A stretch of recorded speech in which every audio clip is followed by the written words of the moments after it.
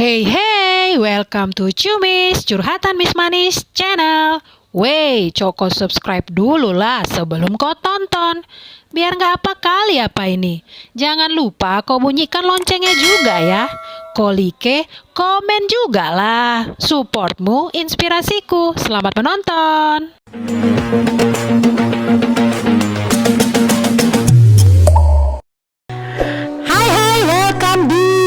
Curhatan Miss Manis bersama saya Ella, dan kamu jangan kemana-mana, tetap di situ aja ya.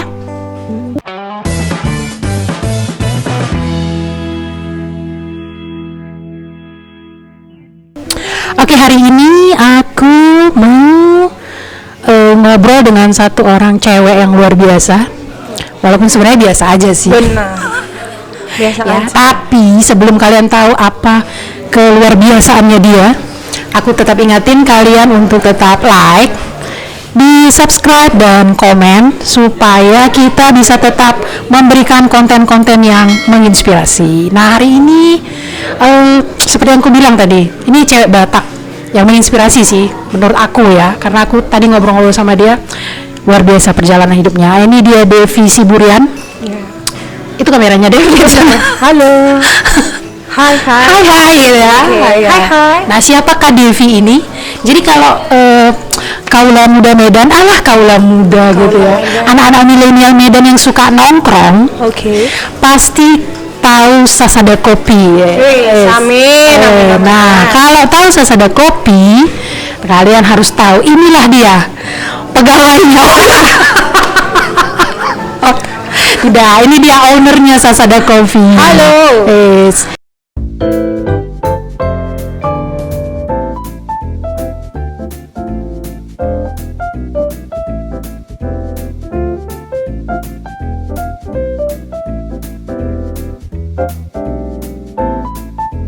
Ini cewek Batak nih loh, Boru Siburian. Boru Siburian. Kelahiran mana, Dev? Kelahiran mana, Kak? Ya, kau dilahirkan di mana? Oh, aku kelahiran Dok Mangir. Dok Mangir. Itu di mana lah itu? Daerah Siantar sana Iya, kayaknya ya. Oke, daerah Siantar. Kok bisa dirimu ada di kota Medan ini? Aku pun nggak tahu sebenarnya, Kak, kenapa. Sebenarnya Medan ini alasan aku untuk pulang. Alasan berarti Medan ini alasan kamu untuk pulang? Iya. Biasanya kan alasan untuk pulang itu kampung halaman. Kenapa Medan? Ya kan Medan salah satu kampung halaman lah. Ya nggak sih? Iya, nggak tahu sih halaman berapa kampungnya. Ya oke. Terus Nggak, berawalnya bisa ke Medan itu awalnya gimana? Awalnya bisa ke Medan itu gara-gara sebenarnya aku ceritanya dari mana, kuliah dulu. Aku kan dulu di Siantar, kuliah ke Bandung ke Jakarta. Di Jakarta buka usaha si Sasada ini. Terus kalau buka usaha kan kita nggak ada liburnya, nggak ada kerjanya gitu kan istilahnya. Nggak tahu jamnya kita libur, jamnya kita usaha kerja itu kan kita nggak tahu. Jadi alasan aku kenapa buka di Medan, dia kan kota besar, terus alasannya kita di Medan itu supaya aku bisa pulang gitu, Pak. Kalau misalnya aku nggak buka di Medan, mungkin aku nggak pulang-pulang, aku di Jakarta aja. Oh gitu. Oke, nah ini tunggu dulu, kita bedah dulu satu persatu ya perjalanan hidup dia. Berarti kamu kelahiran Siantar. Iya, kelahiran Siantar. Tapi dari Siantar apa langsung kuliah ke luar kota? Langsung kuliah ke Oh, di mana itu? Sempat nginjakin Medan. Nggak sempat nginjakin Medan. nggak sempat. Oke, kuliah di mana? Di Bandung, di Telkom University, jurusan interior. Interior ya. Wah, terus berapa tahun di Medan?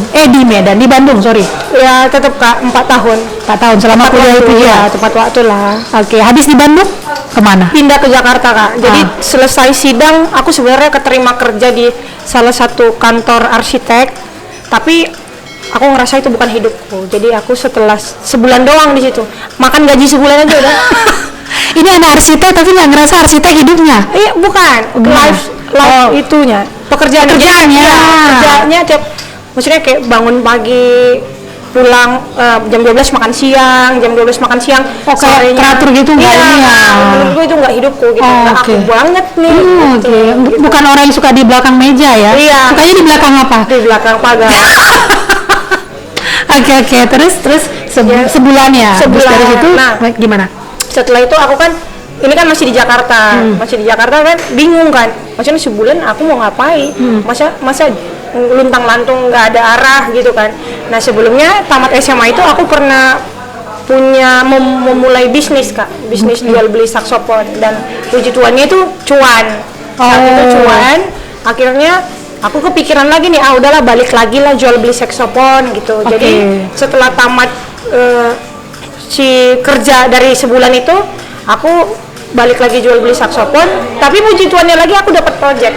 Lumayan cukup besar projectnya, dan cukup besar project terkenal juga gitu, maksudnya kayak perusahaannya terkenal.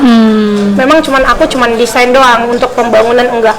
Nah, udah dari situ uangnya aku putar sampai akhirnya aku bisa nyewa kios. Oke, kios. Tadi kamu bilang saksofon, itu alat musik ya, pastinya ya, betul semua bisa tahu ya.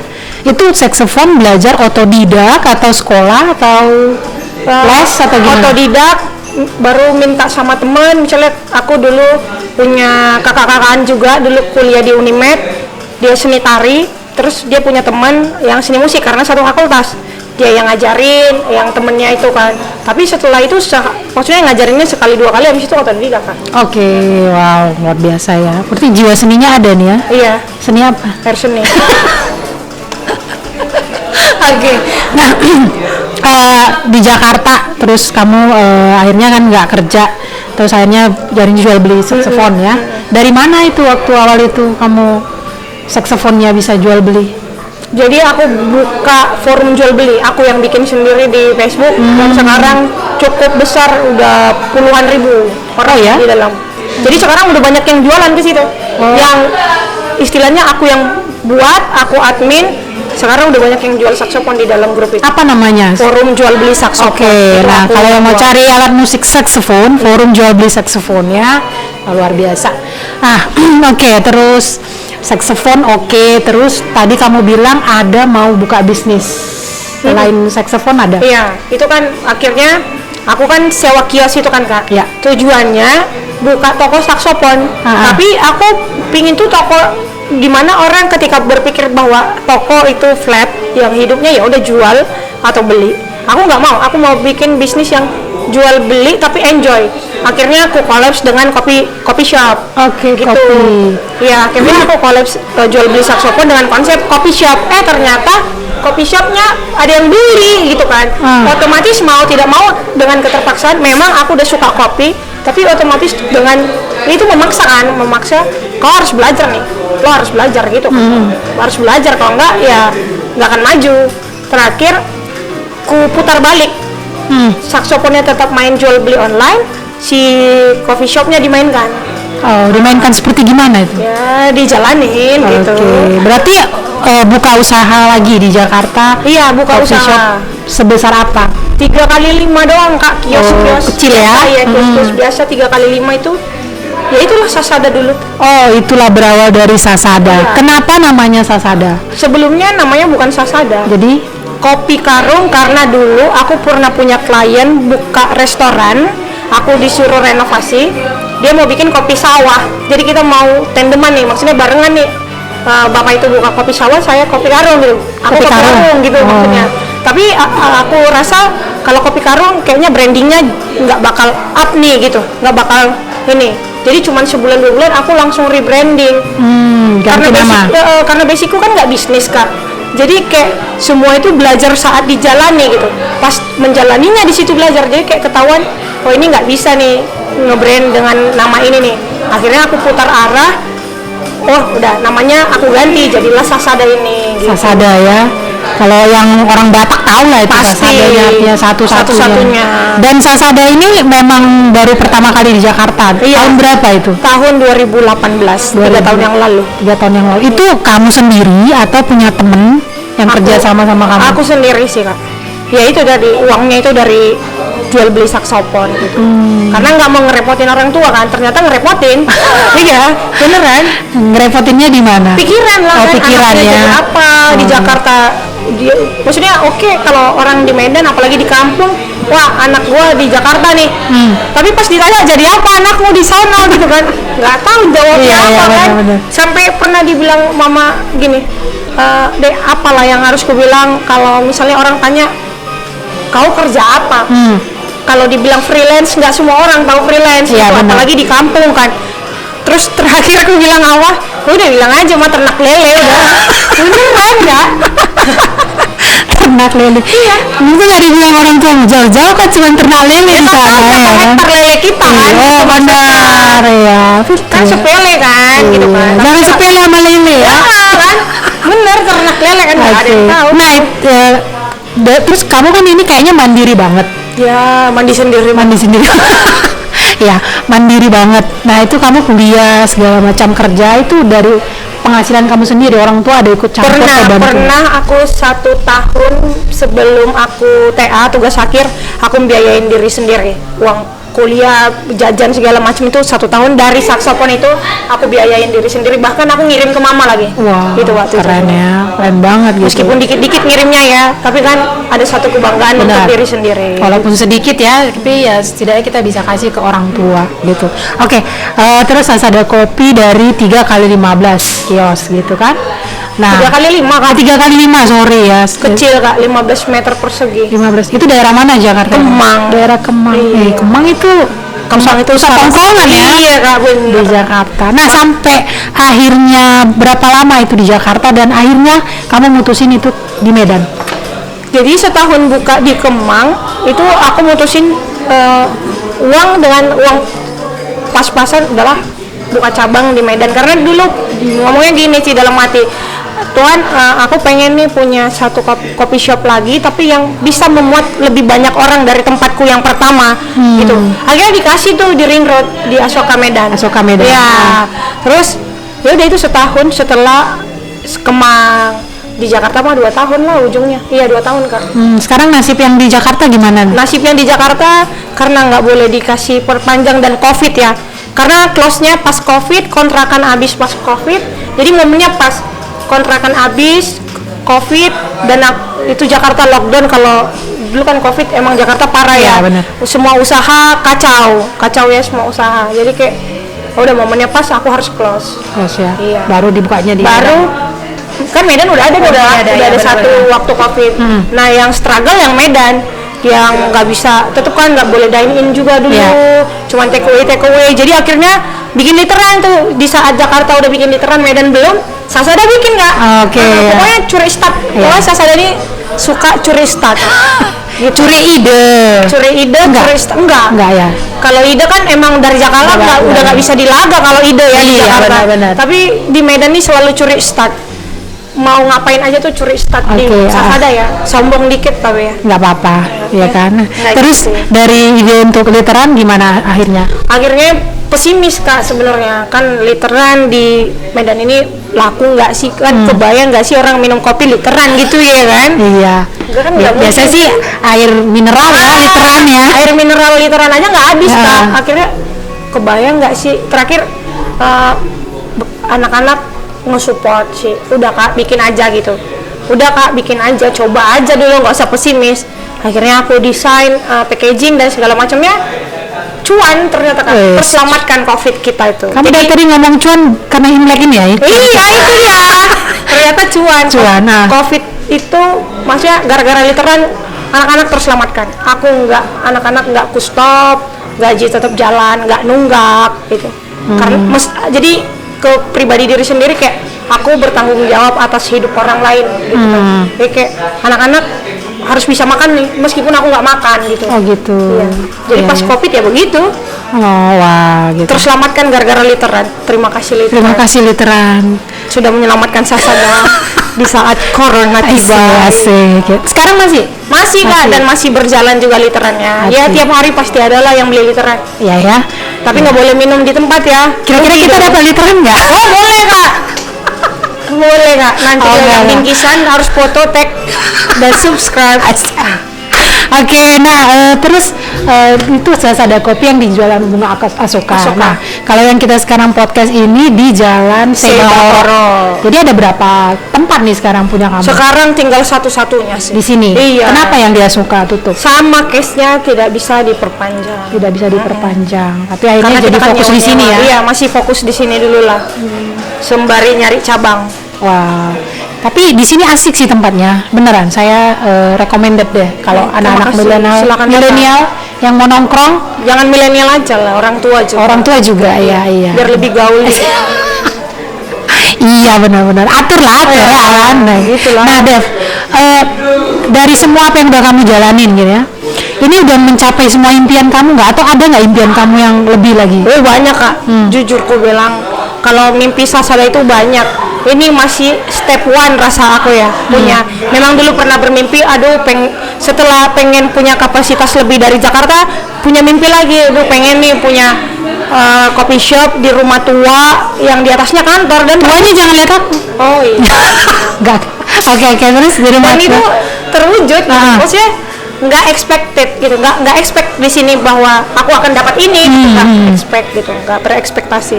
Ternyata dikasih lagi, maksudnya diberi. Nah, lo minta ini, gue beri nih kata Tuhan gitu kan. Iya. Nah gitu. Oh. Udah dikasih.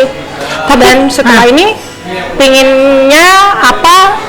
Aku pengen jadi roastery, terus aku pengen jadi ya dibilang pabrik kecil lah kan Kak.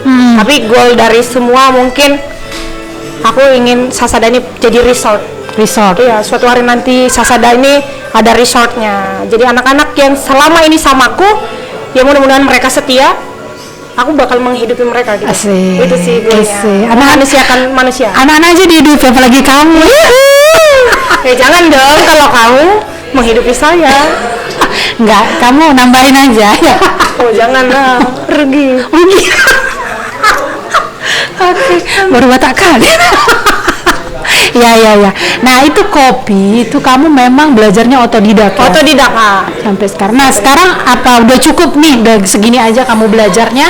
Atau kamu pengen kembangin lagi? Pengen kembangin lagi sih Kak, karena balik lagi, entah kenapa memang kayak apa yang ku pelajari aku harus turunin ke anak-anak, ke barista-baristaku gitu. Karena kalau mereka mau belajar keluar, maksudnya kalian punya owner, kalian punya bos, kalian punya leader yang bisa ngasih, kenapa harus keluar untuk ngeluarin uang gitu. Lebih baik aku yang mati-matian lalu ku berikan sama kalian, nanti kalian kembangkan gitu sih, lebih ke situ. Berarti mereka akan banyak belajar dari kamu. Iya, benar. Berarti ke depan akan ada kepikiran mau kayak ambil kelas atau lisensi ya? Benar. Pengen sih jadi key grader, kalau di bahasa kopinya jadi key grader itu salah satu apa ya? Quality lah. Orang yang bisa tahu kualitasnya kopi ini bagus atau enggak gitu. Cuman lumayan mahal. Iya benar ya. Nah kamu kopi itu, ini kan kita belum tahu nih, kopi itu sukanya itu karena memang naturalnya kamu atau karena pergaulan aja? Natural sih Kak. Memang suka ngopi dari kecil atau dari mana? Dari bayi Kak. Dari bayi. Iya ya. Enggak, kalau ngopi tuh pertama habit nongkrong pasti. Yang kalau di Jakarta jalan-jalannya kemana sih Kak? Kalau nggak ke mall, pasti ke mall doang kan. Kalau di Jakarta. Jadi habit nongkrongnya itu udah terlatih sejak dini mungkin ya. Dari kuliah udah sering nongkrong. Memang kuliahnya lumayan ribet, cuman pasti ngasih waktu untuk nongkrong lah gitu. Jadi kebiasaan ngopi. Ujung-ujungnya ya nggak tahu kenapa jadi lari ke kopi, udah gitu aja. Jadi suka ya, lidahnya udah enak aja sama kopi. Iya, lidahnya udah enak aja sama kopi. Oke. Nah, apa tadi saya mau nanya? Kopi itu kan banyak macam ya? Iya Kak. Nah kira-kira kamu itu udah bisa membedakan berapa banyak macam kopi? Kopi itu ada Liberica, ada Arabica, ada Robusta, banyak kan. Maksudnya ada Excelsa, kayak gitu. Kayak kalau yang sering dipakai sih Arabica sama Robusta. Nah kalau mau ngebedain dari beansnya itu ya udah bisa. Bisa ya? Udah bisa lah Kak. Keren ya. Saya mau belajar Dari ini nanti. bentuknya kan ada bentuk Robusta seperti ini, bentuk Arabica seperti ini ada. Iya benar. Nah, Devi ini juga punya Instagram. Namanya Instagrammu? Lupa sih. Aduh, cari aja lah Devi Siburian ya. Lihat aja. N-nya double. Nah, nanti kalian akan lihat tuh bagaimana cara dia nyeduh kopi. Saya udah lihat tuh di Instagramnya dia. Iya, Seru banget, keren banget gitu. Sekarang lagi bikin konten seduh-seduh. Saya konten seduh-seduh ya, bukan konten sedih-sedih. Jangan. Kesedihan cukup di dalam hati, Asik. kebahagiaan ditebarkan. Asik. Begitu, Ini kira-kira. kita kayaknya ini ya, bukan podcast ini. Bukan. Kita motivator. Oke Dev, selain kamu punya Sasada Kopi, Iya, Kak. apa aja sih yang udah kamu dapatkan atau rasakan dari hasil kerja keras kamu? Mungkin jalan-jalan atau apa? Jalan-jalan udah sih, dulu mimpi bisa jalan-jalan paling deket deh, tuk-tuk ya. Tuk-tuk. Iya, paling deket tuh Kak. Kalau sekarang tak ya, Iya, kalau sekarang goalnya ya udah keluar kota lah, pasti Iya. udah ada. Jadi udahlah, udah pernah Kak jalan-jalan, udah pernah. Yang paling kerasa itu adalah alat sih Kak, alat kopi. Alat. Jadi kayak upgrade alat kopi yang dulunya kita punya timbangan cuman harga 250.000, sekarang udah jutaan. Iya, timbangan aja jutaan Kak. Iya, ya. Kopi itu sebenarnya mahal, jualnya ya murah. Karena kalau nggak murah nggak laku kan gitu. Iya benar. Iya bener Kak. Apa bedanya yang timbangan 250 sama yang jutaan? Presisinya Kak. Ngomong sama orang yang apa Iya. kopi ini udah ahli gitu. Iya, presisinya, terus balik lagi sih mewahnya kali ya. Mewahnya, iya. Pasti kan gengsi. Iya, ya. Kan kopi shop besar, alatnya murahan, apaan sih lo gitu kan. Iya, tapi kalau kita juga, misalnya saya nih ya, saya juga pencinta kopi gitu ya. Kalau juga ke satu kafe dan melihat ala-alatnya ini eksklusif, saya pun juga jadi lebih menarik gitu ya. Dan nongkrongnya lebih enak. Apalagi kalau rasanya worth it Iya, ya, yakin kopinya tuh Iya. lebih enak gitu. Tapi enggak lah, saya juga lihat Instagramnya dia jalan-jalan ke luar negeri nih. Itu belajar kopi. Jadi aku nggak lihat dia ke Australia kemarin. Nggak pernah ke Australia. Aku sering ke, misalnya ke Penang, ke Thailand, ke Singapura. Itu memang untuk kopi, untuk mempelajari habit kopinya mereka gitu. Kayak di, misalnya kayak kemarin lah ke Kuala Lumpur ya. Aku pelajarin nih, Kuala Lumpur ini kan negara, kota besar gitu kan. Nih habit kopinya ada nggak? Ya enggak. Kan Malaysia besar kan, ada Kuala Lumpur, ada Penang. Kayak ternyata Penang yang selama ini kita pikirkan untuk berobat, justru habit kopinya besaran di Penang daripada kota besarnya, kotanya Kuala Lumpurnya. Oke, gitu. Jadi orang-orang di Penang lebih suka ngopi gitu. Benar Kak, dan kopi shopnya lucu-lucu. Jadi aku kadang mau Jakarta, mau ke Medan, aku singgah dulu Kak ke Malaysia. Kayak orang gila aja udah. Beneran. Bukan ngapain di situ, minum kopi, ngicip-ngicip gitu. Minum kopi, cip-cip Kak. Terus kayak duduk memperhatikan bagaimana habit orang luar negeri ini terhadap misalnya kayak nongkrong di kafe, bagaimana coffee shop mereka kegiatannya bagaimana, kayak gitu kan. Itu aku pelajari sih. Kalau cerita jalan-jalan untuk pemandangan, Indonesia kayaknya masih lebih menang. Benar-benar. Tapi kalau untuk attitude, manner, habit segala macamnya, kita harus keluar negeri biar kita tahu menghargai ya. Benar-benar. Nah, itu satu masukan juga itu ya. Benar. Nah, Dev, kamu ini kan masih bisa dibilang usia muda. Iya Kak, masih 15 tahun. Iya, muda, sukses banget ya. 15 tahun ya. 15 tahun Kak. Oke, kalau pada nggak terima, datang aja ke Sasada Kopi. Iya, Tanya. iya, lihat nih KTP gue. Pasti enggak? Iya, kamu muda, sukses ya. Amin, sukses Terus ya. sekarang kita kembali lagi, misalnya orang tua ngelihat kayak kamu sekarang ini, apa responnya mereka Ini ngelihat kita kamu? cerita lucu atau cerita sedih nih? Dua-dua? Dua-dua aja. Kalau cerita lucunya dulu apa sedihnya dulu? Lucunya ya. Kalau sampai Sasa udah ada di Medan, itu orang tua masih nyuruh jadi BUMN lah, jadi PNS lah, gitu kan. Sampai ketika ada data bahwa PNS ini kan buka gitu kan, lowongan PNS buka. Terus aku bilangnya gini, alhamdulillah. Loh, kok alhamdulillah, dibalas mama gitu kan. Iya kan, nggak ada jurusanku. Terus keluar dong orang Bataknya, babami mah gitu.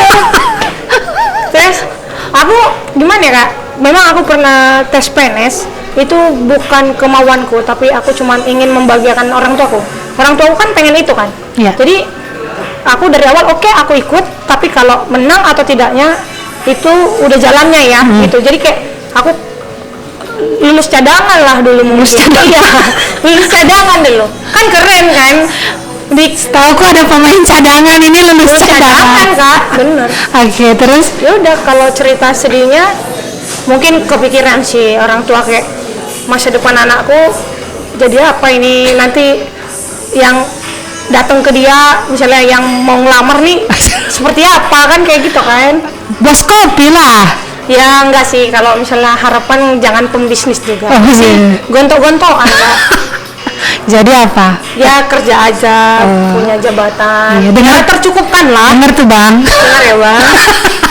Maksudnya selama abang bisa ngasih aku makan, anak beli susu bisa.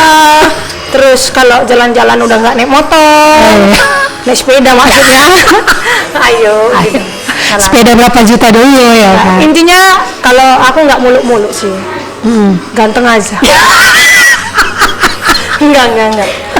Nggak muluk-muluk, cinta Tuhan, cinta keluarga sih. Sama cinta diri juga. Kalau dia cinta keluarga kok kak, dia pasti cinta diriku. Asik. Tapi kalau cinta diriku, dia belum tentu cinta keluargaku. Asik. Iya kan? Apalagi Tuhanku. Iya kan? Iya. Udah. Oke bang, kau dengar itu?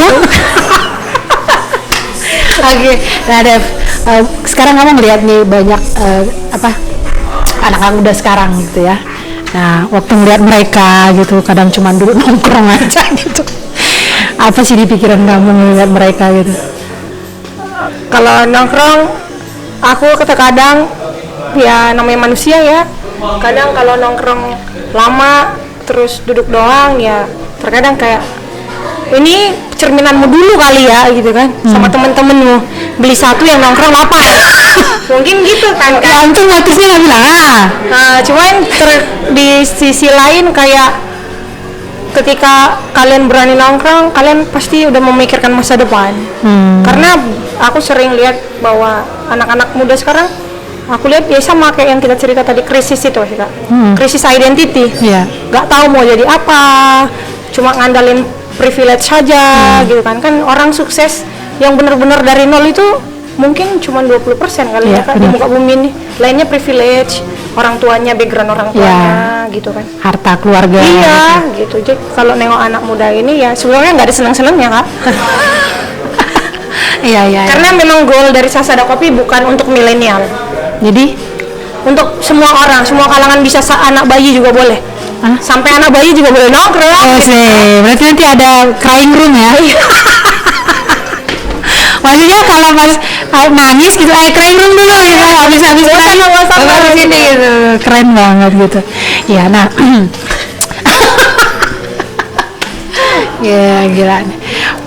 Apa sih pesan kamu buat anak-anak muda atau orang yang di luar sana lah yang mungkin hari ini ya mungkin krisis identity juga atau bingung mau ngapain atau ada sih ke depan pikirannya pengen buat ini cuman takut, pengen lakukan ini cuman takut. Nah kan Devi ini bisa dibilang udah melewati proses-proses yang seperti itu ya. Tidur di kolong juga udah pernah. Kolong apa nih? Kolong bar kan? Kolong bar. Iya. Wah. Sampai tidur di kolong bar itu asli.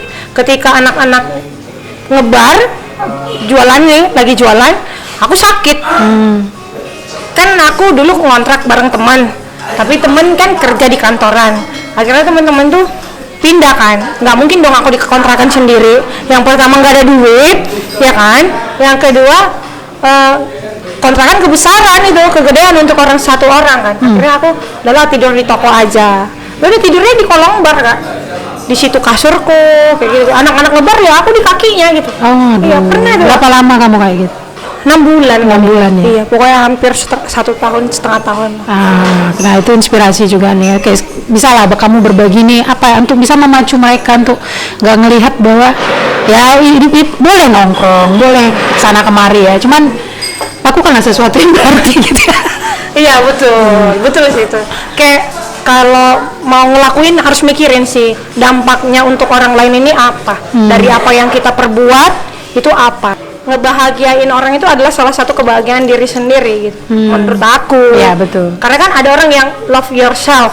Ya bener, cintain diri sendiri itu bener kak. Tapi kalau dibilang mencintai orang, membuat orang lebih bahagia itu salah satu mencintai diri sendiri loh. Ketika lo udah bisa buat orang bahagia, pasti hidup lo bahagia nggak sih? Gitu kan? Ya. Jadi kayak kalau orang bilang aku bahagia, aku tersiksa demi kau yang bahagia, itu bohong. Kan dia bahagia karena kau udah bahagia, ya kan? Gitu sih lah. Tapi kalau untuk anak-anak muda supaya nggak krisis identity, lebih ngeliat orang tua kali ya. Panutan ya. Panutan. Maksudnya kayak ngelihat orang tuanya bagaimana ngebesarinnya, bagaimana ngedidik dia mati-matian. Ya gitulah sedihnya. Sedih lah kalau teringat orang tua itu sedih kayak nyokap bokap lo udah habis nih uangnya. sampai puluhan bahkan ratusan juta, ternyata lo gedenya jadi bajingan gitu. Buat apa hidup gitu? Buat kalau prinsip aku dari dulu sih, dan selalu ku bilang sama abang, kakak, bahkan adikku, kalau kita nggak bisa nyenengin orang mama papa, setidaknya jangan nyusahin. Benar-benar. Gitu sih. Karena Pasti. mereka udah tua, Ya. kita nggak tahu umur, kita nggak tahu entahnya kita duluan mati atau orang tua kita duluan mati, kan kita nggak tahu kan Kak.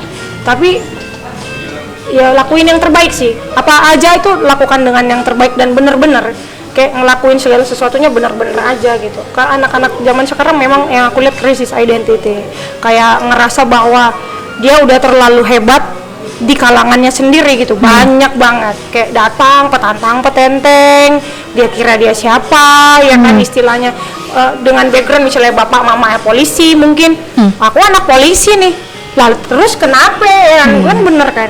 Anak-anak banyakan yang lihat orang tuanya, padahal coba bayangin kalau orang tuamu nggak ada, oh jadi apa? Ya. Iya kan, banyakan kan kayak gitu. Benar.